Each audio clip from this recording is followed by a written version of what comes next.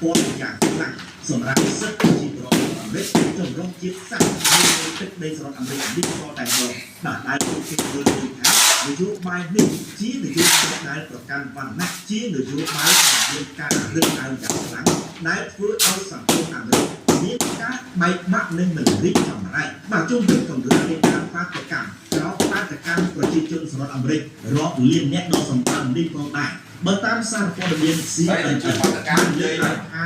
មានរបាយការណ៍ណាមួយច្បាស់លាស់នោះទេពាក់ព័ន្ធទៅនឹងចំនួនប្រជាជនសហរដ្ឋអាមេរិករបស់ជាតិសាសន៍បាទដែលចេញពលបាតុកម្មទាំង50រដ្ឋនោះក៏ប៉ុន្តែបើតាមការប៉ះប្រមាណទេដោយសារតែប្រជាជនទាំង50រដ្ឋយ៉ាងសម្បើមគេមើលឃើញថាមិនក្រោម10លានអ្នកនោះទេបាទដែលចេញបាតុកម្មទូទាំង50រដ្ឋសម្ដែងថាផ្ទះឬក៏អាចលើកឡើងថាលើក10លានអ្នកទៅទៀតបាទសម្រាប់កម្លាំងប្រជាជនយ៉ាងសម្បើមទាំង50រដ្ឋនេះបាទមួយវិញទៀតគោលបំណងនៃការក្រោបបាតុកម្មដ៏សម្បើមនេះផងដែរគេលើកឃើញថាបើតាមអ្នកដែលរៀបចំបាតុកម្មបានលើកឡើងថាគោលបំណងនៃការបាតុកម្មដែលក្រោបបាតុកម្មដ៏សម្បើមបែបនេះគឺមានគោលបំណងវត្ថុបំណងសំខាន់ចំនួន3ដែលគោលបំណងទី1ការធ្វើបាតុកម្មនេះគឺដើម្បីទាមទារឲ្យរដ្ឋបាលរបស់ត្រាំត្រូវតែដកលោក Elon Musk ចេញពីតំណែងបាទត្រូវតែទម្លាក់លោក Elon Musk ពីព្រោះថាលោក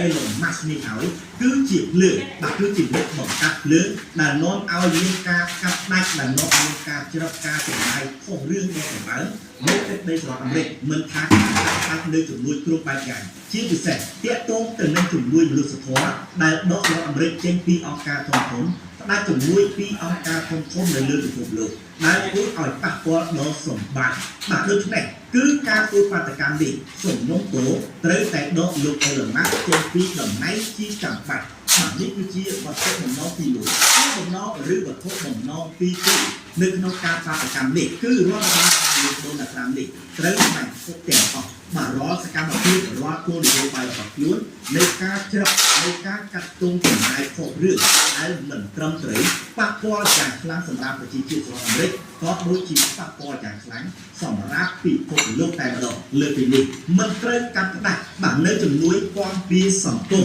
ក្នុងកម្មវិធីនៃការថែទាំសុខភាពក្តីកម្មវិធីបាទនៃការព្យាបាលជំងឺក្តីគឺមិនត្រូវកាត់ផ្ដាច់នោះទេបាទដោយសារតែក្រុមបាតុកម្មក្រោយធ្វើបាតុកម្មនេះក៏មានការព្រួយបារម្ភដែរថាលោក Donald Trump នេះគឺអាចនឹងសិក្សាកាត់ផ្ដាច់ជំនួយព័ន្ធពីសង្គមដែលខ្ញុំរៀបរាប់ខាងលើទាក់ទងទៅនឹងការថែទាំសុខភាពការព្យាបាលជំងឺជាដើមដែលធ្វើឲ្យប៉ះពាល់យ៉ាងខ្លាំងសម្រាប់ប្រយោជន៍ប្រជាជនសហរដ្ឋអាមេរិកផ្ទាល់មួយវិញទៀតគោលបំណងទី3បាននៃការធ្វើបាតុកម្មនេះគឺទាមទារឲ្យរដ្ឋបាលត្រាំត្រូវតែបញ្ឈប់នៅនយោបាយនៃការបណ្ដេញចេញជនអន្តោប្រវេសន៍រាប់លានអ្នកបន្តទៀតបាទពីព្រោះថាវាប៉ះពាល់ខ្លាំងមែនទែនការបណ្ដេញចេញជនអន្តោប្រវេសន៍ដ៏សម្បើម